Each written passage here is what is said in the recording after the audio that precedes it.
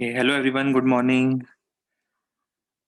अच्छा, last turn पर हम लोग बात कर रहे थे कंसेप्ट्स ऑफ इलेक्ट्रिकल इंस्ट्रूमेंट्स की। और हम लोगों ने जो इलेक्ट्रिकल इंस्ट्रूमेंट्स कवर करे थे उसमें से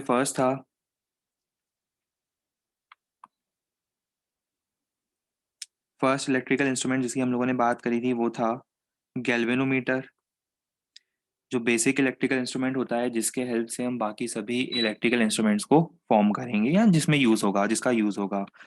फिर second was ammeter, followed by voltmeter. और इसके बाद लास्ट टर्न पर कल हम लोगों ने दो इंस्ट्रूमेंट्स की बात करी थी। एक था मीटर ब्रिज और एक था पोटेंशियोमीटर। और इसमें से सबसे इम्पोर्टेंट अगर देखा जाए तो हर एस्पेक्ट में पोटेंशियोमीटर है। कंसेप्ट वैसे बहुत सिंपल था। इसका जो वर्किंग प्रिंसिपल था आपको याद आ रहा होगा। It is based on the principle कि जब किसी करंट कैरिंग वायर के अंदर हम किसी पर्टिकुलर लेंथ को ऑब्जर्व करते हैं तो उस लेंथ के अंदर आने वाला जो पोटेंशियल ड्रॉप है या पोटेंशियल डिफरेंस है across that length, it is directly proportional to that length. ठीक है, यहाँ तक का कंसेप्ट की हम लोग ऑलरेडी बात कर चुके थे। और इसके बाद सेशंस की हम लोगों ने बात करी थी। इसमें एप्लीकेशन तीन थे। फर्स्ट एप्लीकेशन, दो सेल्स के ईएमएफ को कंपेयर करना। सेकंड एप्लीकेशन, अननोन सेल के ईएमएफ को डिटरमाइन करना। और थर्ड था to measure the internal resistance of unknown cell. तो इसमें हम लोगों ने एक बहुत बेसिक मेथड देखा था कि सबसे पहले हम उस सेल को कनेक्ट करेंगे। सेल को कनेक्ट करने के बाद एक नल पॉइंट आएगा L1। फिर सेल के साथ पैरेलल में हम क्या कनेक्ट करेंगे, एक नोन वैल्यू का रेजिस्टेंस कनेक्ट करेंगे। फिर एक नया नल पॉइंट आएगा L2।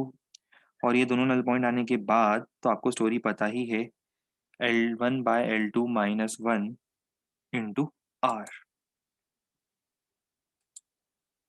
ठीक है, चलो अब इसके ऊपर पहले हम कुछ क्वेश्चंस ट्राई करते हैं, फिर आगे की बात करेंगे। आज आज ये टॉपिक हमारा कंप्लीट हो जाएगा।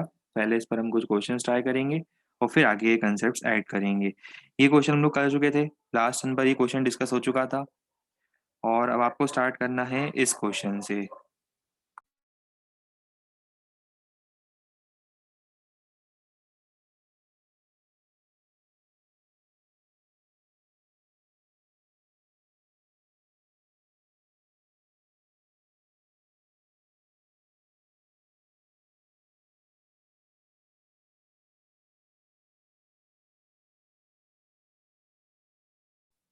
आंसर देखा तो नहीं ना आप लोगों ने? हाँ फिर ठीक है, अब ट्राई करो।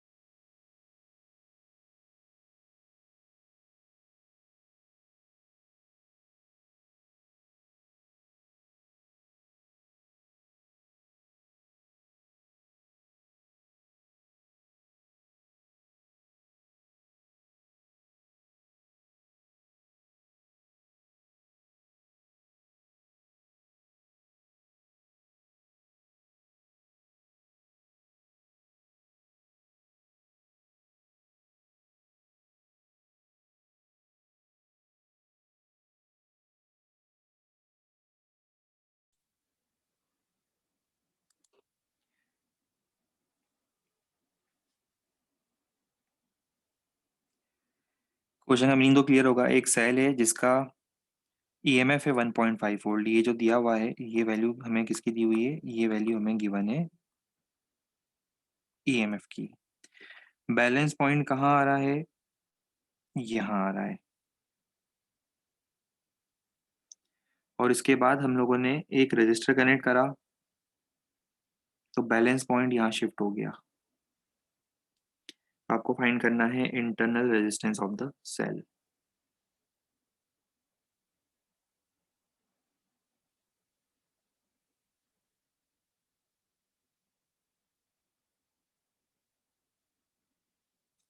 पहले क्वेश्चन का स्टेटमेंट लिख लो, फिर मैं डायग्राम भी शो कर दूंगा।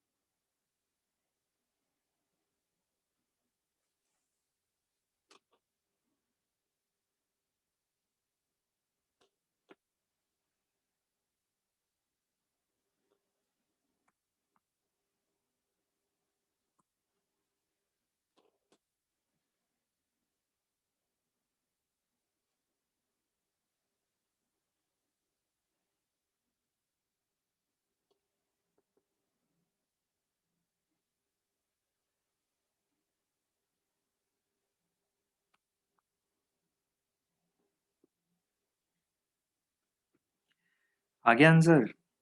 कितने लोगों का आंसर आ गया? अभी तक एक ही आंसर आया है। आंसर देखने के बाद तो सबका सही आंसर आना चाहिए बल्कि।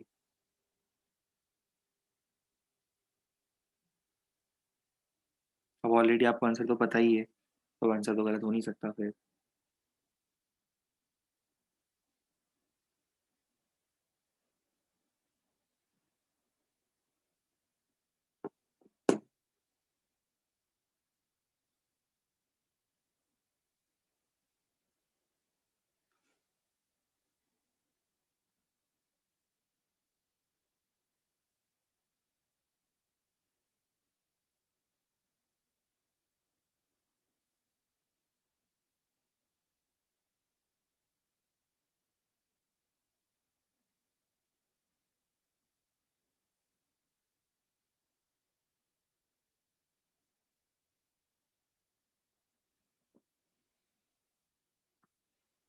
लाओ हम सॉल्व करते हैं। ये आपको याद है इनडायरेक्टली तो ये क्वेश्चन किस पर हो गया? वो एप्लीकेशन नंबर 3 हो गया ये तो। In order to determine internal resistance of the cell, तो इसके लिए आप क्या करोगे? In order to determine internal resistance of the cell आप लिखोगे एक्सप्रेशन होगा L1/L2 minus 1 into capital R. अब L1/L2 कितना है? 76.3 divided by 64.8 minus 1 into R. R कितना है? 9.5 हमने पैरेलल में लगाया है, ये यहाँ पर 9.5 पैरेलल में लगाया है नॉन रजिस्टर। तो आपको क्या फाइंड करना है? इस सेल के साथ जो इंटरनल रेजिस्टेंस होगा, ये वाला जो इंटरनल रेजिस्टेंस होगा, इसकी वैल्यू फाइंड करनी है। बस अब कैलकुलेशन पार्ट है। मुझे तो कैलकुलेशन से डायरेक्ट दिख रहा है कि आंसर आना चाहिए 1.68 ओम्स। सबका आंसर आ गया था ये। बहुत बढ़िया। हाँ, ये यहाँ पे स्लाइडिंग कॉन्टैक्ट है।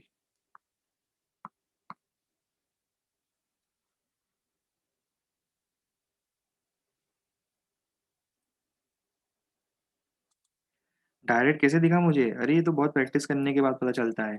जब बहुत सारी प्रैक्टिस कर लेते हो ना कैलकुलेशन की, खूब पढ़ाई करते हो, खुद प्रैक्टिस करते हो, उसके बाद ही अपने आप है ना क्वेश्चन के आंसर दिखने लग जाते हैं। आप भी बहुत ज़्यादा प्रैक्टिस करोगे उसके बाद भी आपको डायरेक्ट ये कैलकुलेशन के आंसर दिखने लग जाएंगे, मेरे जैसा।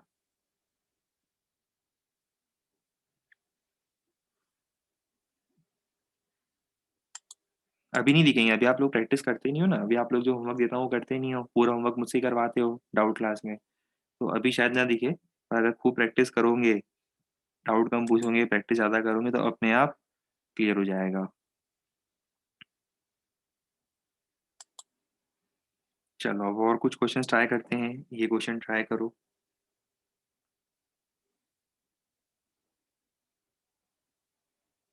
ये कर चुके थे ना ऑलरेडी अपन। ये हो चुका था अपना, है ना? ये कल की बात है। कल ही ये क्वेश्चन हुआ था। सेम कंसेप्ट पे हुआ था शायद। अच्छा, इसमें वैल्यू मैंने अलग करी थी, ठीक है, इस क्वेश्चन में वैल्यू अलग थी। कर लो, कंसेप्ट सिमिलर है। ज़्यादा टाइम लगेगा नहीं, बस यही है कि वैल्यू अगर अलग भी दी हुई है तो भी हमें दिक्कत नहीं आनी चाहिए क्वेश्चन सॉल्व करने में। कर लो, एक ही मिनट लगेगा इसमें तो।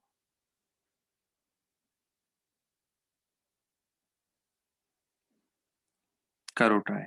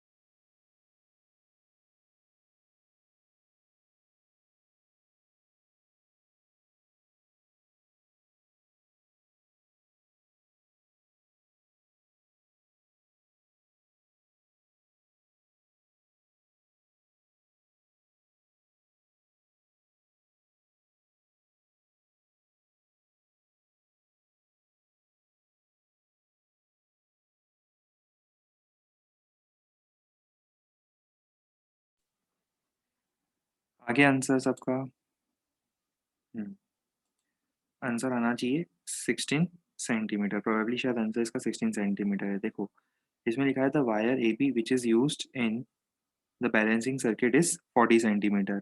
मतलब अब एक्चुअली क्या था कि जो मीटर बेस था उसी के जैसा कंसेप्ट है, बस वायर की लेंथ हमने चेंज कर दी है। जो बैलेंसिंग वायर यूज किया है वो हमने 40 सेंटीमीटर का किया है ना। और ए पॉइंट से कितने डिस्टेंस पर गैल्वेनोमीटर कनेक्ट करना चाहिए in order to obtain null point. Zero deflection मतलब नल पॉइंट। तो मान लो कि वो डिस्टेंस है एल, तो रिमेनिंग डिस्टेंस इस बार बस चेंज क्या आएगा, 100 - एल की जगह 40 - एल। फिर बाकी तो पूरी स्टोरी आपको पता है क्या करना था। सेम कंसेप्ट, सेम अप्रोच, सब कुछ सेम है। 8/12 is equal to L upon 40 - L. अब दिख ही रहा है ये तो कि आंसर कितना आना चाहिए। डायरेक्ट क्वेश्चन है ये तो। दिख ही रहा है कि इसका आंसर आना चाहिए 16 सेंटीमीटर। बहुत बेसिक कैलकुलेशन। अगली स्टेप में मुझे आंसर दिख रहा है कि आंसर आना चाहिए 16 सेंटीमीटर। चलो आंसर आ गया होगा सबका।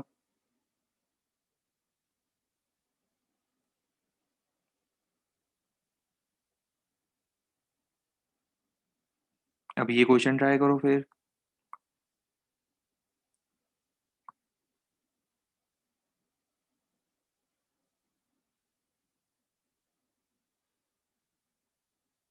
एक मिनट आंखें बंद करना, मैं आंसर गायब कर दूं।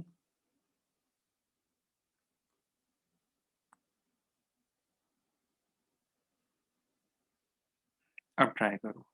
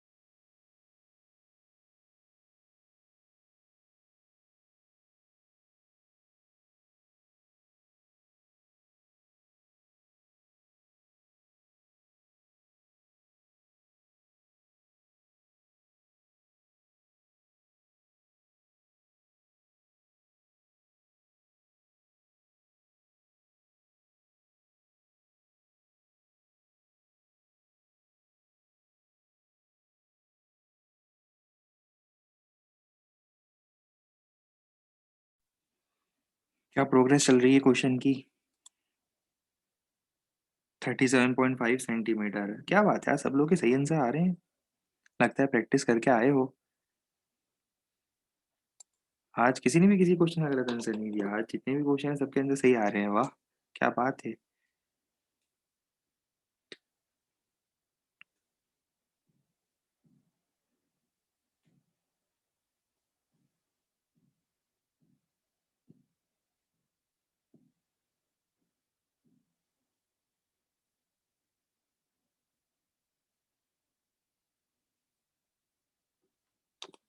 जबकि आप रियलाइज कर रहे हो कि ये क्वेश्चन जो है किसी उस पे नहीं है, तीनों एप्लीकेशन पर नहीं है। इनडायरेक्टली ये क्वेश्चन तो गैल्वेनोमीटर का जो बेसिक वर्किंग प्रिंसिपल है ना, उसको यूज करके करना है।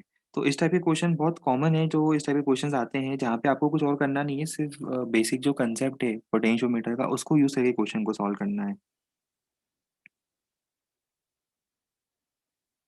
लास्ट 60 सेकेंड्स और दे रहा हूँ, कर लो ट्राई, फिर हम डिस्कस करके देखते हैं।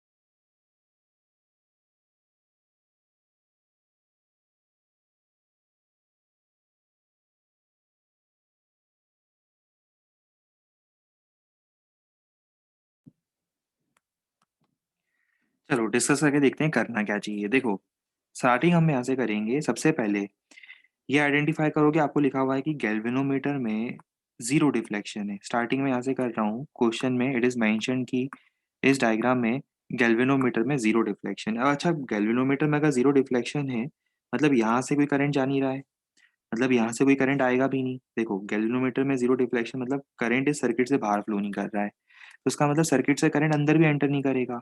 तो जो करंट होगा वो कहाँ होगा? कल हम लोगों ने सीखा था इस टाइप के डायग्राम में। फिर जो करंट होता है वो कहाँ होता है? करंट जो होता है वो सेकेंडरी सर्किट के अंदर ही होता है।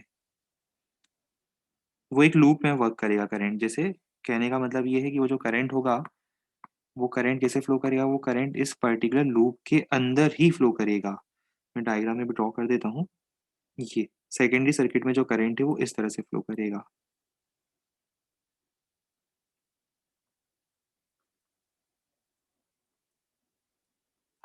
चलो, क्या मैं इस करंट की वैल्यू निकाल सकता हूँ? ये तो बहुत ईजी है निकालना। करंट की वैल्यू हो जाएगी E upon R plus R. Direct लिख रहा हूँ उसको मैं अब। 1.5 ई है 1.5 divided by R plus R. Circuit का रेजिस्टेंस कितना है? 1.2 प्लस 0.3 कितना हो जाएगा ये? 1 एम्पियर। ठीक है, बहुत ईजी था। वैसे तो डायरेक्ट भी दिख रहा था मुझे कि ये 0.3 वोल्ट का पोटेंशियल है, but solve in general approach बता रहा हूँ आपको, क्योंकि वैल्यूज हर बार क्वेश्चन में इस टाइप की ईजी नहीं होगी। हो सकता है क्वेश्चन में थोड़ी कैलकुलेटिव वैल्यूज ज़्यादा हो, तो आपको समझ में आता है। सबसे पहले करंट निकालोगे।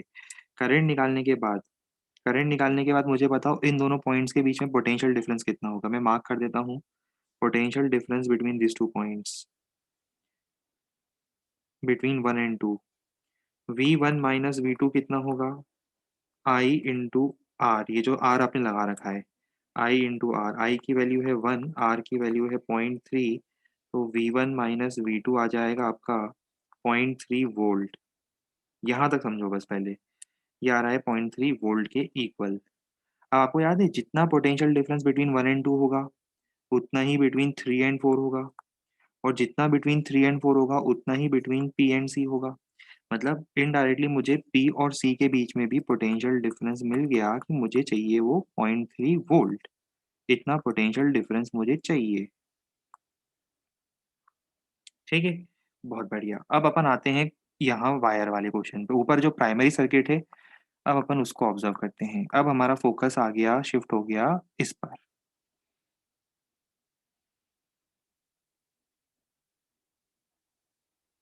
अब हम प्राइमरी सर्किट की बात करें।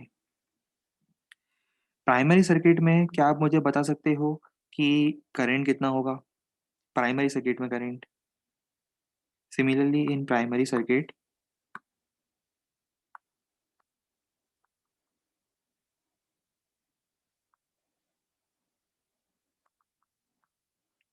करंट भी लिख रहा हूँ आई प्राइम से ना, कंफ्यूजन अवॉइड करने के लिए मैं यहाँ पे करंट लिख देता हूँ आई प्राइम, तो आपको कंफ्यूजन नहीं होगा। ये प्राइमरी सर्किट का करंट है।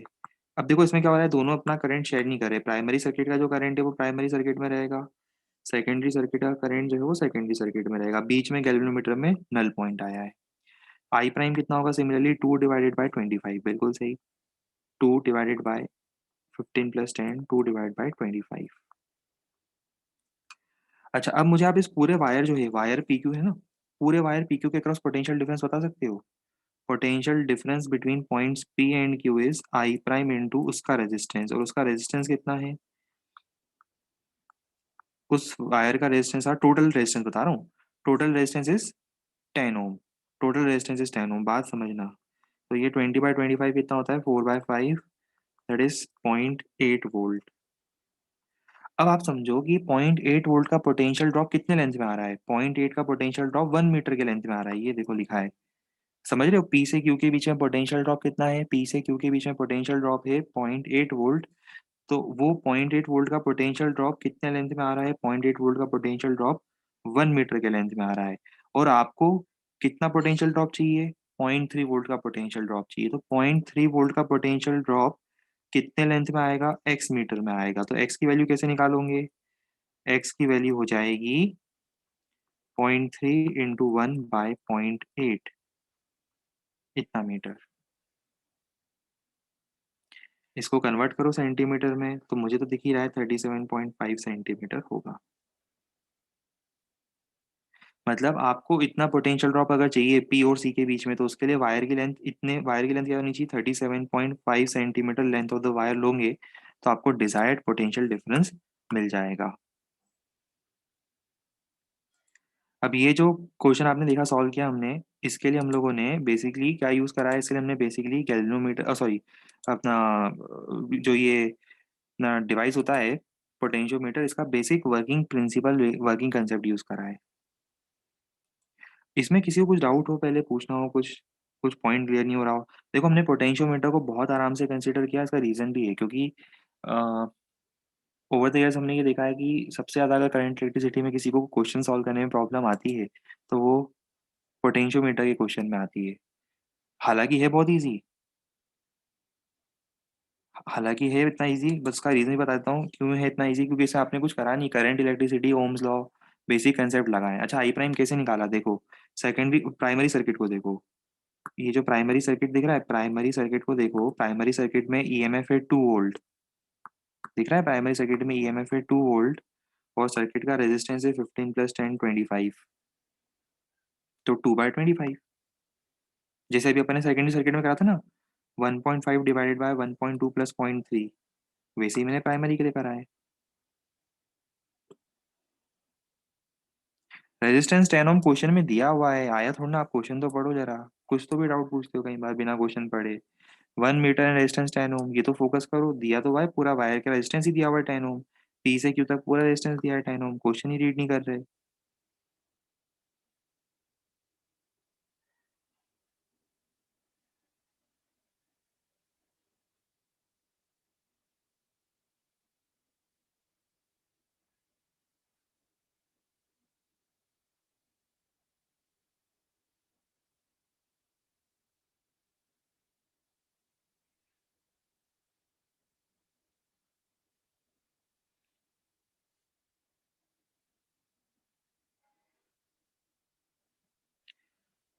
हाँ, मतलब बेसिक लेवल पे आप बहुत सारे कंसेप्ट लगा सकते हो। देखो इसमें जैसे आप मैसेज कर रहे हो, बहुत सारे कंसेप्ट लग सकते हैं, इसमें कोई दिक्कत नहीं है। हाँ, नोट कर लो सॉल्यूशन। इस टाइप के बहुत सारे मैचिंग कंसेप्ट लग सकते हैं। मैंने तो आपको इसमें से सबसे बेसिक जो अप्रोच है वो बताया है, तो आपको शायद ये क्लियर हो गया होगा। ठीक है, बाकी तो देखो, वैसे तो डायरेक्ट भी दिख रहा है कि आप डायरेक्ट भी क्या कर सकते थे, इसमें वोल्टेज डिवाइड कर सकते थे और इसमें पोटेंशियल ग्रेडियंट निकाल के फिर potential gradient into length is equal to potential कर सकते थे। पर मैंने सबसे इजी, सबसे सिंपल, सबसे बेसिक अप्रोच बताया है आपको। इसे नोट कर लिया जाए, फिर हम आपको एक क्वेश्चन और देंगे।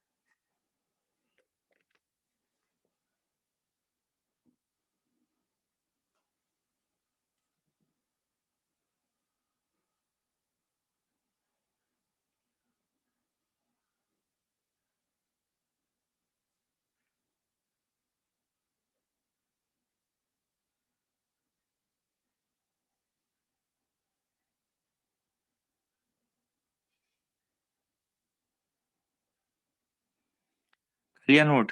चलो अब एक काम करता हूँ, मैं एक क्वेश्चन आपको देता हूँ मीटर ब्रिज पर।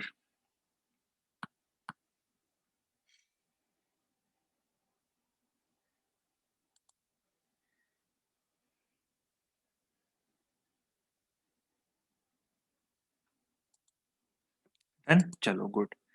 अब एक क्वेश्चन मैं आपको देता हूँ मीटर ब्रिज पर थोड़ा सा चेंज है। और ये क्वेश्चन मेंस में इस टाइप का शायद क्वेश्चन भी एक बार आ चुका है। इसके लिए अब देखो, आपको फॉर्मूले का रिलेवेंस समझ में आएगा कि कई बार क्वेश्चन सॉल्व करने के लिए आपको फॉर्मूला भी याद होना चाहिए। कंसेप्ट सब कुछ पता होने के बाद भी स्पीड तभी मेंटेन होगी जब कुछ क्वेश्चंस के आपको फॉर्मूले पहले से ही याद हो। जैसे फॉर एग्जांपल अब एक क्वेश्चन इस टाइप का आया है, वैल्यूज अलग हो सकती है बट जो बेसिक मीनिंग है वो सेम रिटेन होगा।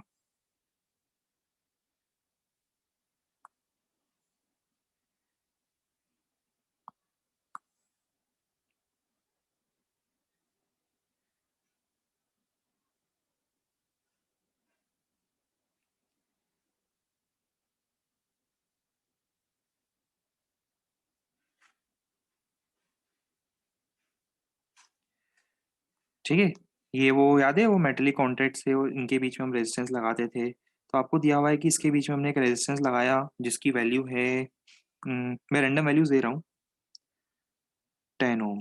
बस आपको कंसेप्ट समझ में आना चाहिए, बाकी तो क्वेश्चन जब भी आपको दिखेगा प्रीवियस ईयर के पेपर्स में तो आप समझ ही जाओगे। बस आपको रैंडमली कंसेप्ट समझ में आ जाए। 10 और इसकी वैल्यू ले लो चलो 20 ओम। ठीक है, और ये वायर जरूर है लेंथ 1 मीटर का। ये जो नीचे वायर लगाया है हमने, इसकी लेंथ जरूर है 1 मीटर, बट इसमें थोड़ा सा चेंज है। चेंज क्या है कि ये एक तरह से आप मान लो कोनिकल वायर है। Conical wire in the sense मैं लिख देता हूँ, क्वेश्चन भी लिख देता हूँ। वायर को अपन नाम दे देते हैं, वायर का नाम है वायर ए बी। तो क्वेश्चन में ऐसा कुछ मान लो, radius of wire A B of length 1 metre increases linearly from small R to R. मतलब ये जो वायर ए बी है, ये इसका जो रेडियस है, रेडियस समझते हो, क्रॉस सेक्शन एरिया में जो रेडियस मिलेगा उसकी जो रेडियस है it is increasing linearly from R to 2R। मतलब ये वायर मैंने बनाया ऐसा है क्योंकि एग्जाम में इसी टाइप का डायग्राम आया था, पर समझ में आ रहा है आपको ये वायर को जिस टाइप का बनेगा। रियल में देखोगे तो ये वायर तो फिर आपको इस टाइप का दिखेगा। और ये कनेक्टेड है बिटवीन ए एंड बी, ये ए और ये बी के बीच में कनेक्शन है। ठीक है, और इसका रेडियस क्या हो रहा है, आर से लेके 2R तक लीनियरली इंक्रीज कर रहा है। और इसमें आपने फाइंड करा लेंथ है वायर की 1 मीटर, और इसमें आपने फाइंड करा कि जो गैल्वेनोमीटर लगाता हूं मैं अगर, तो जो नल पॉइंट आता है वो आता है पॉइंट सी पर, at a distance X. Null point मुझे मिल रहा है पॉइंट सी पर। तो find the value of X. ये if C is null point ऐसा लिख देता हूँ, if C is null point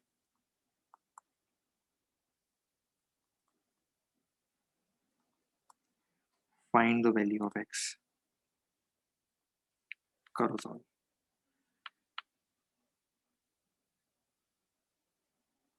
ये ट्राई करो,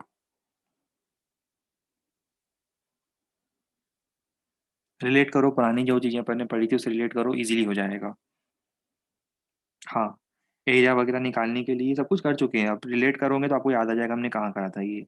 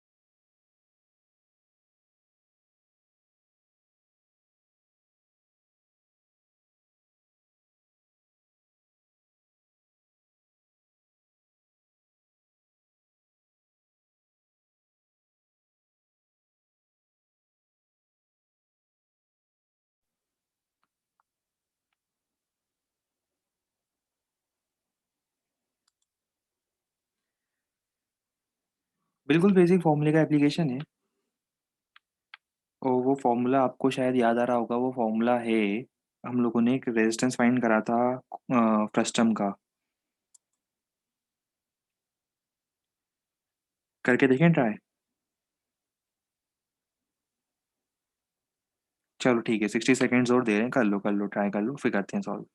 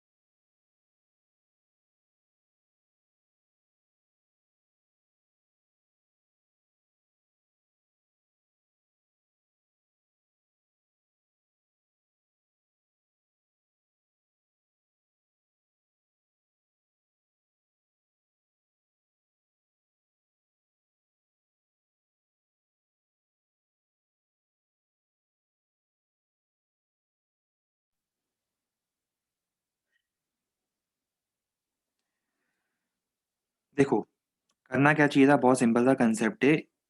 इसका जो रेजिस्टेंस है, ये जो वायर है नीचे, एक्स लेंथ का, इसका रेजिस्टेंस मैं मान लेता हूँ R1, और इतने पोर्शन का रेजिस्टेंस मैं मान लेता हूँ R2। ठीक है। अच्छा, अब इसके बाद हम क्या ऐसा लिख सकते हैं कि 10/R1 equal to 20/R2। 10/R1 is equal to 20/R2। ठीक है, ये तो हम लोगों ने देख लिया कि बैलेंस पॉइंट की बेसिक कंडीशन होती है 10/R1 इक्वल टू 20/R2, है ना। ये 10/R1 20/R2, वो व्हीटस्टोन ब्रिज वाला कंसेप्ट है। यहाँ नीचे यहाँ बैटरी भी लगी होगी, तो ऑब्वियस है ना, बैटरी लगाई नहीं हमने, पर समझ में आता है सबको कि ए और बी के बीच में बैटरी भी कनेक्टेड होगी। ठीक है। और अब इसके बाद मुझे ये बताओ कि R1 कितना होगा। यहाँ पर जो रेडियस दिया है वो कितना है, स्मॉल आर, और यहाँ पर रेडियस कितना दिया है, 2R। ये इसके फॉर्म में एक तरह से ये इस टाइप से एक फ्रस्टम के फॉर्म में है ना। ये एक तरह से जो आपको डायग्राम दिखेगा, वो एक तरह से एक फ्रस्टम के फॉर्म में डायग्राम दिखेगा। यहाँ रेडियस कितना है, यहाँ तो रेडियस मुझे पता ही नहीं, एक काम करो, यहाँ पे रेडियस मान लो आर प्राइम, मान सकता हूँ आर प्राइम, है ना। यहाँ रेडियस है आर प्राइम। अब आपको याद है, मैंने एक फ्रस्टम का एक फॉर्मूला लिखवाया था थोड़े दिन पहले, जब हम लोग ओम्स लॉ पढ़ रहे थे, तब उसके आसपास एक फ्रस्टम का फॉर्मूला लिखवाया था, डिराइव भी हुआ था क्लास में, ρL/π/AB। वैसे मुझे याद नहीं, क्लियरली देख लेना, शायद यही फॉर्मूला आया था, है ना। 99% तो यही होगा, ρL/π/AB, ये फॉर्मूला आया था, ये क्लास में हमने पढ़ाया था आपको। चलो, अब इसी फॉर्मूले को हम अप्लाई करेंगे। 10/20 इक्वल टू, या 10/R1 लिख देते हैं, चलो 10/R1, R1 कितना होगा, ρL/π/AB। देख लो आराम से, ρL/π/AB में कैसे लिख रहा हूँ, ρL, ρL में L ये है, divide by π/A/B is equal to कितना, 20 डिवाइडेड बाय ρL। L कितना है, टोटल लेंथ कितनी दी थी मैंने आपको? 1 मीटर, मतलब 100 सेंटीमीटर। 100 सेंटीमीटर माइनस एक्स लिख दो आप इसको। यहाँ 1 - x लिखेगा तो आपका आंसर किस में आएगा? मीटर में आएगा। ठीक है, मैं इसको 100 - x लिख देता हूँ, आंसर सेंटीमीटर में आ जाएगा हमारा। Divided by pi A B. A B कितना है? R prime into 2r। R prime into 2r। बस अब इसके बाद कैलकुलेशन पार्ट है, मैं वो परफॉर्म नहीं कर रहा हूँ, वो मैं अवॉइड कर रहा हूँ। कैलकुलेट करके देख लेना, जो भी आंसर आएगा वो फाइनल आंसर होगा। कैलकुलेट नहीं करा, रैंडम वैल्यूज है।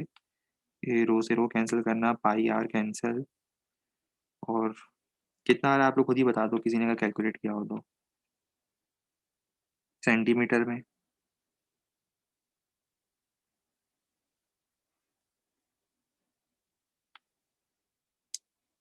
मैं बताता हूँ कितना आंसर आएगा। ये हमारा फाइनल आंसर है और यूनिट है इसकी सेंटीमीटर।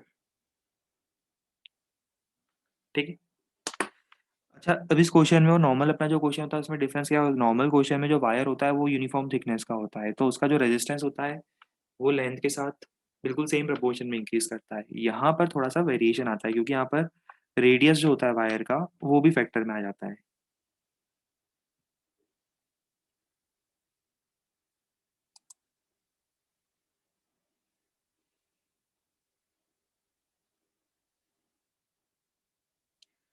डायरेक्ट मीटर ब्रिज से, मैं अगेन रिपीट करूंगा, इसको अवॉइड करना। डायरेक्ट मीटर ब्रिज से फैक्टर चेंज होगा। ये देखो नीचे 2 का फैक्टर आ रहा है, आप ध्यान दो जरा।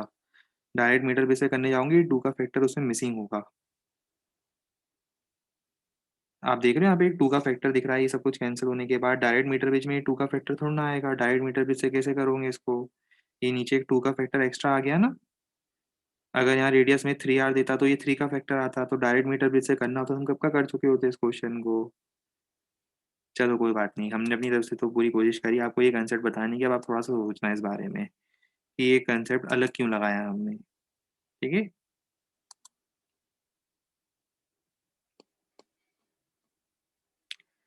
चलो, अब इसके बाद हम आपको एक छोटा सा कंसेप्ट और बताना चाहते हैं।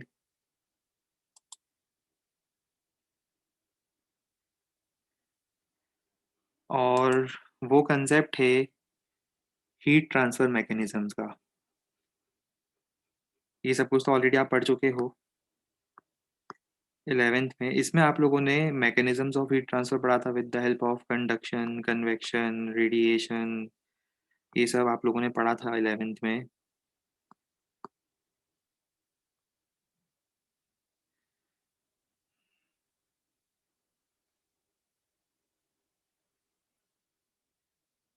हाँ, आ गए आ गए।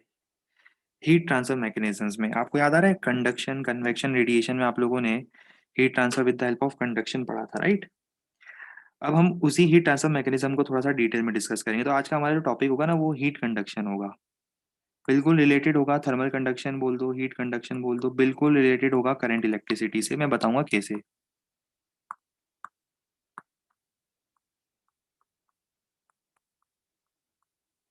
देखो, सबसे पहले तो आपको ये फॉर्मूला याद आ रहा होगा। इस फॉर्मूले को मैं डिटेल में डिस्कस नहीं करूंगा, अब ये तो आपको याद आ ही गया होगा देखते से ही। D Q by D T किस रेट से हीट ट्रांसफर होती है? It is directly proportional to area, मतलब ये वाला area of cross section. It is directly proportional to length, ये वाली लेंथ।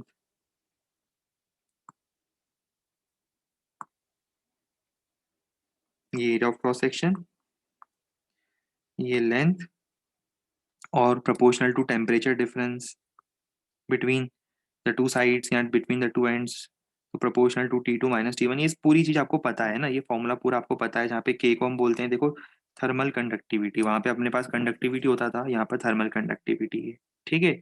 इसकी यूनिट वगैरह सब कुछ पता है ऑलरेडी, इसलिए मैं डिस्क्राइब नहीं कर रहा हूँ। पर जो चीज़ मुझे यहाँ पर डिटेल में डिस्कस करनी है वो ये है कि मैं पहले कंपैरिजन ड्रॉ करता हूँ, आपको एक ही बार में पूरी चीज़ क्लियर हो जाएगी। मैं कंपैरिजन ड्रॉ कर रहा हूँ between current electricity and heat transfer. तो लेफ्ट साइड पर मैं लिख रहा हूँ करंट इलेक्ट्रिसिटी,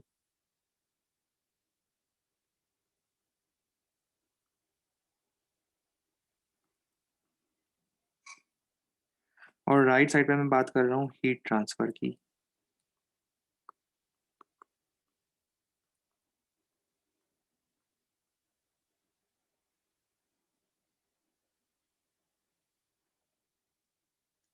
एक साइड पे है करंट इलेक्ट्रिसिटी, और दूसरी साइड पे है heat transfer mechanisms. Heat transfer में भी with the help of conduction. इसमें भी एक काम करता हूँ, थर्मल कंडक्शन लिखना ज़्यादा बेटर होगा, थर्मल कंडक्शन लिख देते हैं क्योंकि बात चल रही है सिर्फ कंडक्शन की। Thermal heat transfer with the help of thermal conduction.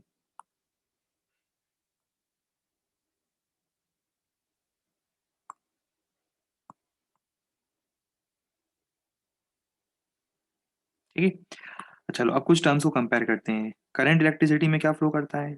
Current electricity में चार्ज फ्लो करता है। यहाँ क्या फ्लो करती है?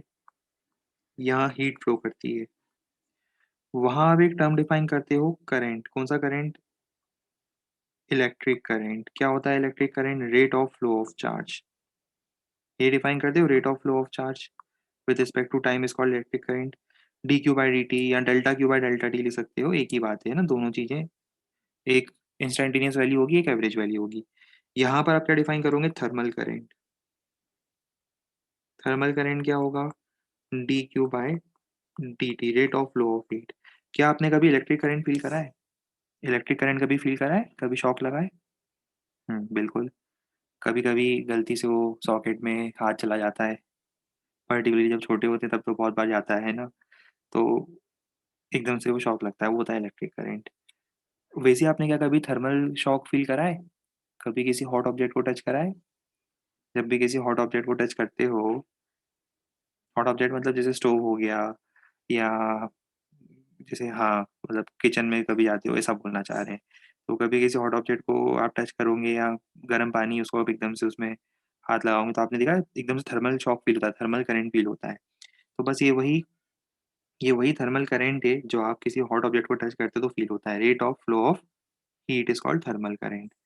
अच्छा, अब यहाँ पर देखो, आपने फॉर्मूला अभी 2 मिनट पहले मैंने आपको बताया, आपने 2 मिनट पहले फॉर्मूला देखा था, वो फॉर्मूला क्या था? D Q by D T is equal to K A T two minus T one by L. इसको मैं थोड़ा सा मॉडिफाई कर रहा हूँ।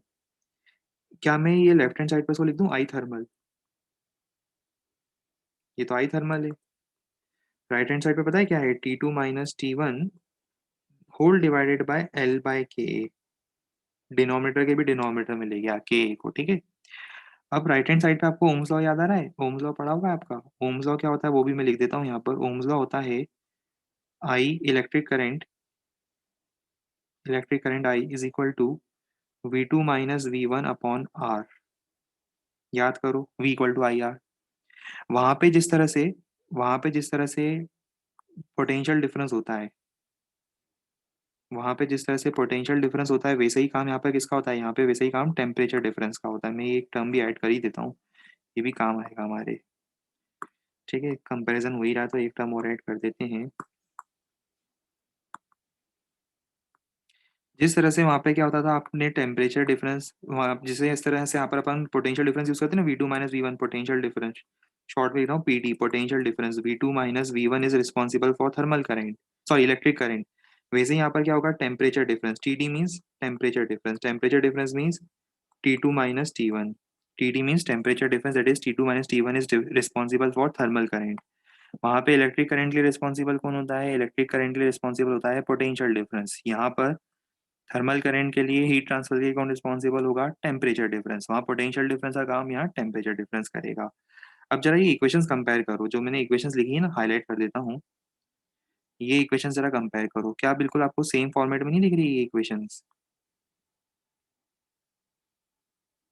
तो ऐसा फील हो रहा है कि रॉड का जो थर्मल रेजिस्टेंस होगा, रॉड का थर्मल रेजिस्टेंस वो डिनोमिनेटर में जो लिखा है मैंने, ये देखो जो डिनोमिनेटर में लिखा है, ये जो डिनोमिनेटर में लिखा है ये आर थर्मल होगा। तो वही लिखा है मैंने, R thermal equals to L by K A. अगर आप इसको कंपेयर करो करंट इलेक्ट्रिसिटी के फॉर्मूले से, तो आपको याद है R equal to rho L by A, पर रो होता है 1/सिग्मा। तो अब जरा इस फॉर्मूले को देखो, रेजिस्टेंस की जगह, ये इलेक्ट्रिकल रेजिस्टेंस है ना, ये इलेक्ट्रिकल रेजिस्टेंस है, इसकी जगह आ जाएगा थर्मल रेजिस्टेंस। रेजिस्टेंस की जगह थर्मल रेजिस्टेंस, लेंथ की जगह लेंथ रहेगी, ए की जगह ए रहेगा। वहां पर इसको क्या बोलते हैं? रो, ये सिग्मा को क्या बोलते हैं? सिग्मा होता है कंडक्टेंस, इलेक्ट्रिकल कंडक्टेंस, कंडक्टेंस, यहाँ पे क्या आ रहा है के, थर्मल कंडक्टिविटी। याद है वो स्पेसिफिक कंडक्टेंस या कंडक्टिविटी, स्पेसिफिक कंडक्टेंस कंडक्टिविटी, ये कंडक्टिविटी हुआ करता था, याद करो। स्पेसिफिक कंडक्टेंस या कंडक्टिविटी, तो उसी जगह पे के आ रहा है, के मतलब थर्मल कंडक्टिविटी। पूरा कंपैरिजन समझ में आ रहा है, सेम सब कुछ, सेम फॉर्मूले चल रहे हैं, सारे कंसेप्ट सेम चल रहे हैं, कुछ अलग नहीं करना है हमें। मैं नोट करवा दूंगा, नोट करने से पहले 2 मिनट जरा एक छोटी सी चीज देख लो, फिर हम नोट करवा के आपको कुछ क्वेश्चंस भी करवाएंगे। कॉम्बिनेशन ऑफ रॉड्स याद है, combination of rods, series combination, parallel combination. Series combination इस तरह से लगेगा। अब आपको पता है सीरीज कॉम्बिनेशन में आर इक्विवेलेंट कितना होगा, R1 प्लस R2, R1 होता है ना L1/K1 A1 plus L2/K2 A2, ये सीरीज कॉम्बिनेशन हो जाएगा। वैसे ही आपको यहाँ पे भी पैरेलल कॉम्बिनेशन मिलेगा। पैरेलल कॉम्बिनेशन में सेम फॉर्मूला लगा रहे हैं, देखो जो हम करंट इलेक्ट्रिसिटी में लगा रहे थे, 1/R equivalent equals to 1/R1 plus 1/R2। न सिर्फ ये, बल्कि मैं आपको क्वेश्चन अभी करके बताऊंगा। अभी हम क्वेश्चन में किरचॉफ लॉ लगाएंगे, पहले हम ये क्वेश्चन करेंगे। 1 मिनट के लिए आंखें बंद कर लेना। हाँ चलो, ये बाद में क्वेश्चन करेंगे अभी हम। तब आपको बताएंगे, देखो इसमें भी क्या कर सकते हो आप, किरचॉफ लॉ लगा सकते हो। तो आपको आइडिया लग जाएगा किस तरह से हम लोग करंट इलेक्ट्रिसिटी के कंसेप्ट के हेल्प से ही हीट ट्रांसफर के with the help of conduction question कर सकते हैं। बट पहले यहाँ से नोट करना स्टार्ट कर दो, और थोड़ा सा जल्दी नोट करना। नोट क्या करना है, देखो मैं अभी ये भी बता दूं, ये पढ़ लिया हमने, rate of heat flow also called thermal current, rate of heat flow also called thermal current. ये देखो टेम्परेचर ग्रेडियंट, जैसे हम बात करते हैं ना पोटेंशियल ग्रेडियंट, पोटेंशियल ग्रेडियंट मतलब dV/dx, समझ में आता है। पोटेंशियल ग्रेडियंट अभी बात हुई थी पोटेंशियल ग्रेडियंट की। पोटेंशियल ग्रेडियंट मतलब dV/dx मतलब change in potential with respect to change in distance. वैसे ही काम किसका होता है, टेम्परेचर ग्रेडियंट का होता है। टेम्परेचर ग्रेडियंट मतलब change in temperature with respect to change in distance is called temperature gradient. ठीक है, वैसे ये सब कुछ टर्म्स आपने पढ़े हुए हैं ऑलरेडी। अब आप रिलेट ज़्यादा अच्छे से कर पा रहे होंगे, ये सब कुछ पढ़ा हुआ है आपका टेम्परेचर ग्रेडियंट वगैरह, पर अब रिलेट भी कर पा रहे हो उसको, कि टेम्परेचर ग्रेडियंट हमने 11th में लिखा था तो ऐसा क्यों लिखा था। सेम कंसेप्ट आपके 12th में चल रहे हैं। इसे जल्दी से एक सांस में नोट कर लो। ये तो नोट करने का मतलब नहीं है, देखो ये तो नोट ऑलरेडी आपको पता ही है, ये तो नोट करना नहीं है ना। आपको सबसे पहले यहाँ से नोट करना है, heat transfer versus current electricity, आपको नोट यहाँ से करना है। शुरू हो जाओ।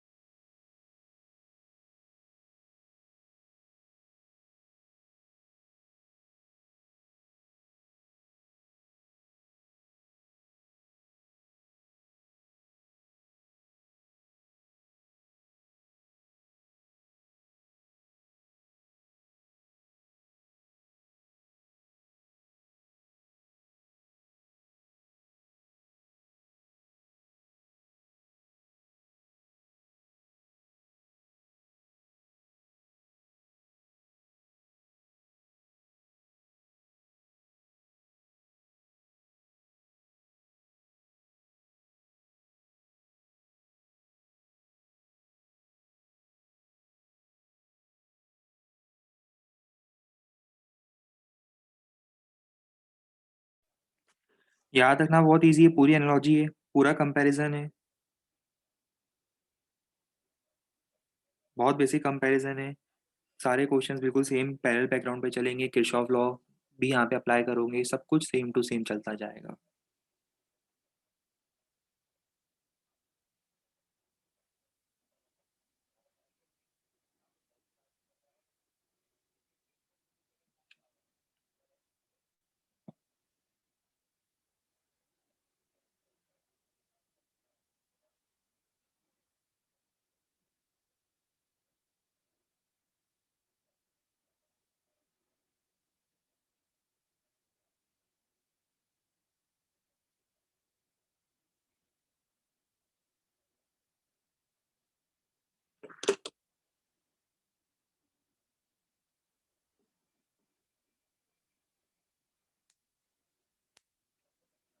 नोट कर लिया ये?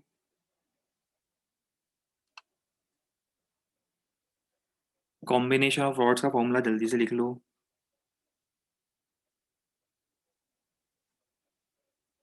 कॉम्बिनेशन ऑफ रॉड्स में सिर्फ सीरीज और पैरेलल कॉम्बिनेशन का सेम फॉर्मूला लिख देना कि सीरीज और पैरेलल में सेम फॉर्मूला यूज होता है, बाकी तो सब पता ही है आपको, लास्ट ईयर पढ़ चुके हो ये सब सीरीज कॉम्बिनेशन पैरेलल कॉम्बिनेशन। बस एक फॉर्मूला लिख लेना कि series combination parallel combination just comparison के लिए कि सेम फॉर्मूला यूज होता है।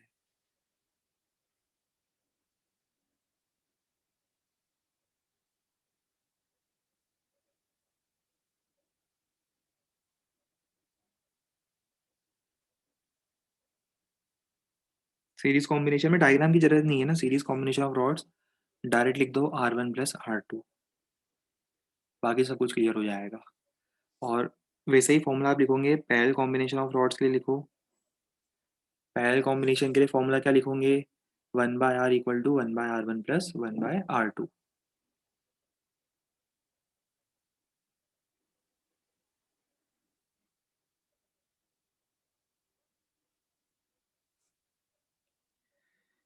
चलो आओ अब हम इस पे कुछ क्वेश्चन स्टार्ट करते हैं। चलो पहले एक काम करो, पहले ये क्वेश्चन ट्राई करो। मैं क्वेश्चन का मीनिंग एक्सप्लेन करता हूँ। क्वेश्चन का मीनिंग क्या है देखो, तीन अलग अलग रॉड्स हैं, तीनों की लेंथ, तीनों का के और तीनों का क्रॉस सेक्शन एरिया दिया हुआ है। ये सब कुछ एसआई यूनिट में दिया हुआ है, मतलब यूनिट में लिख नहीं रहा हूँ, सब कुछ एसआई यूनिट में है। और सबके लिए सेम यूनिट्स है ना, सबके लिए सेम यूनिट चल रही है, एसआई यूनिट में दिया हुआ है। ठीक, एल के और ए की वैल्यू सबके लिए सेम यूनिट में दी हुई है, एसआई यूनिट में। और इनके जो एक्सट्रीम एंड्स हैं, ये देखो ये एक्सट्रीम एंड्स दिख रहे होंगे आपको, ए बी और सी। इन एक्सट्रीम एंड्स को मैं इतने टेम्परेचर पर रखता हूँ, इतने टेम्परेचर पर मैंने इनको मेंटेन करा है। जैसे पोटेंशियल रखते थे ना अपन 3 पॉइंट्स पर, अपन वोल्टेज लगा के रखते थे, वैसे यहाँ पे टेम्परेचर लगा के रखा है मैंने इतना। अब अगर मैं 3 पॉइंट्स पर इतना टेम्परेचर मेंटेन करता हूँ तो आपको फाइंड करना है टेम्परेचर ऑफ द जंक्शन। ये जो जंक्शन है इसका टेम्परेचर फाइंड करना है। करो ट्राई।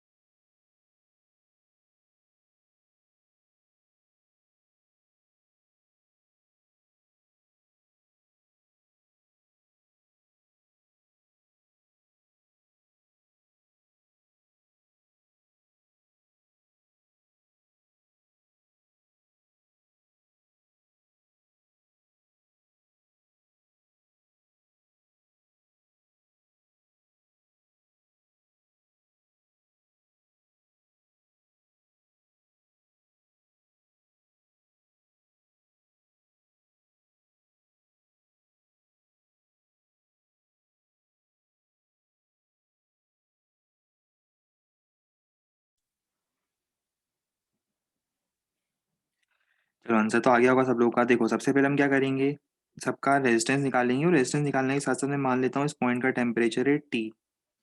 अब दोनों चीजें मान सकते हो कि ये टी तीनों से ज्यादा है या तीनों से कम है। चलो मान लो कि ये टी तीनों से ज्यादा है, क्योंकि हमें पता होगा नहीं, क्योंकि 0 से 100 के बीच में होगा, पर मान लो तीनों से ज्यादा है। तो उस केस में क्या होगा, तीनों थर्मल करंट कहाँ फ्लो करेंगे, आउटवर्ड फ्लो करेंगे। तीनों थर्मल करंट मतलब I1 I2 I3 तीनों बाहर फ्लो करेंगे। पर किरचॉफ लॉ के हेल्प से हमें पता है कि तीनों का सम कितना होना चाहिए, I1 plus I2 plus I3 0 होना चाहिए। समझ में आता है, जंक्शन लॉ। अब I1 कितना लिखोगे, I1 लिखोगे temperature difference T-0 divided by R1 मतलब फर्स्ट ऑर्डर का रेजिस्टेंस। फिर दूसरे के लिए क्या लिखोगे, T-50 divided by R2। Third वाले के लिए T-100 डिवाइडेड बाय R3, और तीनों का सम इक्वल टू 0 कर दोगे। R1 R2 R3 में आपकी हेल्प नहीं कर रहा हूँ, आपको पता है ना R1 कितना लिखोगे, R1 L/K। वैसे R2 R3 लिखोगे, वो मैं लिख नहीं रहा हूँ, ओके ना। R1 R2 R3 आप तीनों लिख सकते हो। तीनों लिखने के बाद यहाँ पे वैल्यूज रखनी है आपको। R1 R2 R3 की वैल्यूज ऑलरेडी गिवन है, L और K और A की वैल्यूज रखने के बाद जिसे आप सॉल्व करोगे आपको टेम्परेचर मिल जाएगा 350/11 डिग्री सेल्सियस। बिल्कुल सेम फॉर्मूला, सेम क्वेश्चन।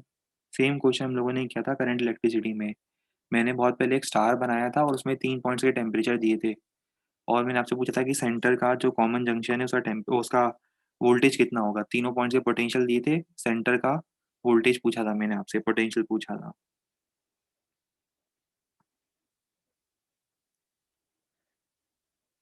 मैं थोड़ा सा आगे नेक्स्ट क्वेश्चन की तरफ प्रोसीड कर रहा हूँ, हो सके तो आप इसका है ना स्क्रीनशॉट लेते चलते जाना, अगर नोट नहीं कर पाए हो तो स्क्रीनशॉट लेते जाना।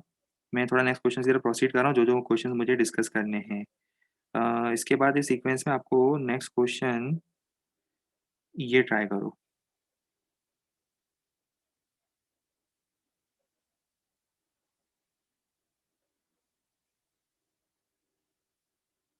बाकी बहुत सारे क्वेश्चंस मैं आपको प्रैक्टिस के लिए भी दूंगा, अभी 2-3 क्वेश्चंस आपको होमवर्क दूंगा प्रैक्टिस के लिए। और साथ में आपके पास वो शायद बिगनर बॉक्स भी एक है, मैं एक मिनट देख लेता हूँ आपके मॉड्यूल से बिगनर बॉक्स का नंबर कौन सा है। शायद आखिरी बिगनर बॉक्स होगा, 9th या 10th नाम से था कुछ।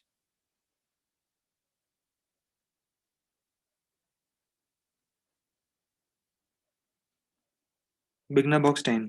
बिगनर बॉक्स 10 जो है वो भी अब आज अटेंड कर सकते हो आप, मैंने उसका सॉल्यूशन ऑलरेडी आपके ग्रुप में कल पोस्ट कर दिया था। अब आप बिगनर बॉक्स 10 भी सॉल्व करना स्टार्ट कर सकते हो। वो इसी कंसेप्ट पर बेस्ड है, relation between heat transfer and current electricity.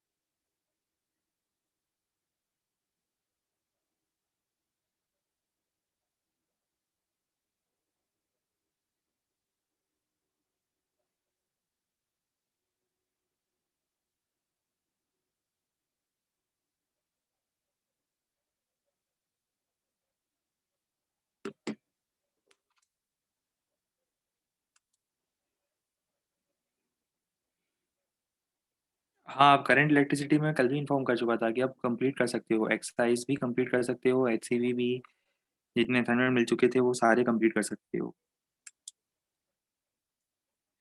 आ गया आंसर। आंसर आना चाहिए 16 डिग्री सेल्सियस। देखो इसमें करना क्या है, बहुत सिंपल सी बात बताता हूँ।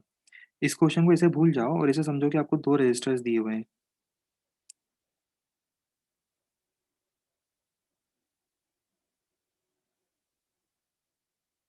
ठीक है। आपको ये ऐसे दो रजिस्टर्स दिए हुए हैं, एक की वैल्यू है R1, दूसरे की वैल्यू है R2। दोनों किस में कनेक्टेड हैं, ये दोनों सीरीज में कनेक्टेड हैं। और ये टोटल पोटेंशियल डिफरेंस आपको दिया हुआ है 40 वोल्ट। वैसे 40 डिग्री सेल्सियस दिया हुआ है, उसी का 40 वोल्ट मान लो। करंट इलेक्ट्रिसिटी से कंपेयर कर रहे हो तो आप 40 वोल्ट मान लो। चलो, तो अगर मैं आपसे बोलता हूँ कि 40 वोल्ट है, तो what is the potential difference across R1, निकाल सकते हो V1? फॉर्मूला पता है आपको V1 निकालने का? बताओ।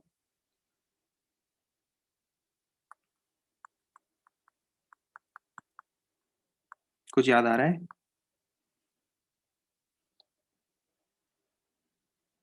अरे कुछ याद आ भी रहा है, नहीं आ रहा है?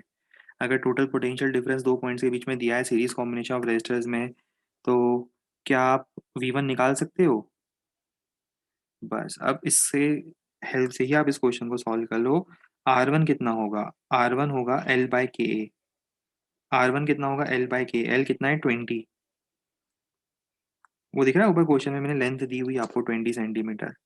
तो L/K 20 डिवाइडेड बाई K की जगह कितना दिया? 3K। Area of cross section तो दोनों का सेम है। और R2 कितना होगा? L दिया है शायद मैंने 10 सेंटीमीटर। तो 10 divided by Ka, area of cross section is again same for both. ये देखो K/A। बस अब इसके बाद ये वैल्यूज उठाओ, यहाँ रख दो, V1 आ जाएगा। V1 की जगह मतलब आपका आंसर है वो डेल्टा T1 का। सॉल्व करने पर वो 16 आ रहा होगा, 16 वोल्ट आ रहा होगा, पर अपने क्वेश्चन के अकॉर्डिंग वो 16 डिग्री सेल्सियस होगा। और अगर ये 16 है तो रिमेनिंग कितना हो जाएगा बताओ? 40 - 16, 24। 24 किसके क्रॉस होगा? 24 होगा R2 के क्रॉस, मतलब इसके क्रॉस टेम्परेचर डिफरेंस होगा 24। बिल्कुल डायरेक्ट कंपैरिजन है between heat transfer, current, electricity, same pattern.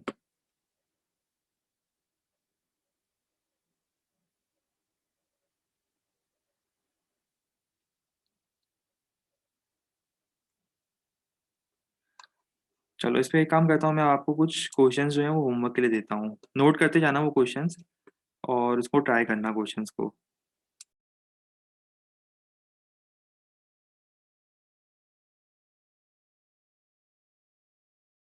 अच्छा, साथ में आंसर्स भी डिस्प्ले करता जा रहा हूँ, आंसर मैच करना आपके लिए इजी होगा, वैसे आपको पता है मेथड, है ना? अब इसमें आप ऑलरेडी फॉर्मूला पढ़ चुके हो रेजिस्टेंस का, अभी हमने रेजिस्टेंस का फॉर्मूला पढ़ा था करंट इलेक्ट्रिसिटी में। फर्स्ट टर्म का सेम फॉर्मूला आपको लगाना है यहाँ पर। इन दोनों का अगर रेजिस्टेंस सेम आता है तो आपको फाइंड करना है कि इन दोनों का रेशियो कितना होगा, L' बाय L का रेशियो कितना होगा, आंसर नीचे दिख रहा होगा आपको।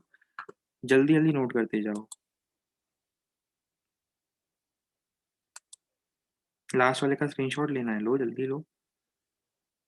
सॉल्यूशन का लेना है ना?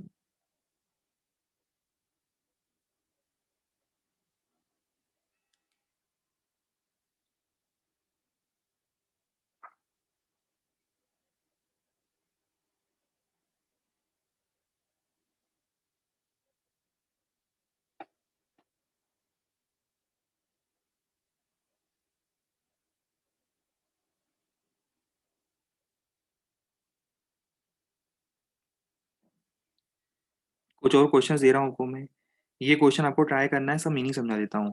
इसमें आपको अलग अलग रॉड्स दिख रही है, 6 सेंटीमीटर, फिर 6 सेंटीमीटर, फिर ये भी 6, और ये 2 सेंटीमीटर, 2 सेंटीमीटर और 6 सेंटीमीटर, ये सब रॉड्स हैं अलग अलग, जो सेम मटेरियल से बनी है। मटेरियल सबका सेम है, थिकनेस सेम है, सब कुछ सेम है, सारी चीज़ें सेम है, बस रॉड की लेंथ अलग अलग है। आपको फाइंड करना है हर एक रॉड से पास करने वाला थर्मल करंट। अगर total thermal current between A and B कितना है? 40 वॉट। वही करंट डिवीजन, जैसे करंट डिवीजन करते थे वैसे ही आपको करना है, करंट डिवीजन के जैसा ही आपको सॉल्व करना है।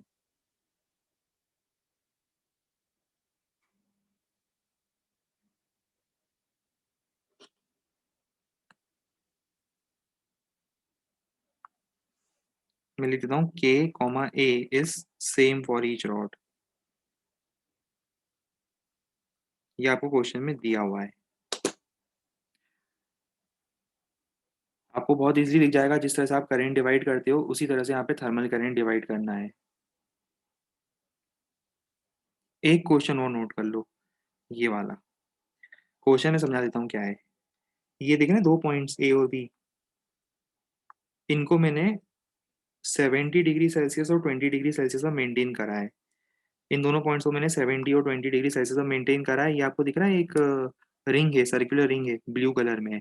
ये जो रिंग है इसका रेडियस दिया हुआ है मैंने आपको, रेडियस इज 21 सेंटीमीटर, ये रेडियस है 21 सेंटीमीटर। इसके के की वैल्यू दी हुई है मटेरियल के है ये स्मॉल के, कौन सा, ब्लू कलर में जो रिंग है उसका। और इसका जो क्रॉस सेक्शनल एरिया होगा, ये देखो, ये रिंग का क्रॉस सेक्शनल जो एरिया होगा, ये दिख रहा है रिंग का क्रॉस सेक्शनल एरिया, वो दिया हुआ है आपको। अब बताओ हीट कहाँ से कहाँ फ्लो करेगी, ए से बी। कौन से पाथ से, दोनों पाथ से, एक ये वाला पाथ भी होगा, एक ये वाला पाथ भी होगा। हीट दोनों पाथ से फ्लो करेगी, ए टू बी ये वाला पाथ भी होगा, एक ये वाला पाथ भी होगा। तो टोटल करंट क्या होगा, दोनों का सम होगा। बस आपको वही फाइंड करना है, total rate of heat transfer between A and B. इसे भी जल्दी से नोट कर लो, फोटो ले लो।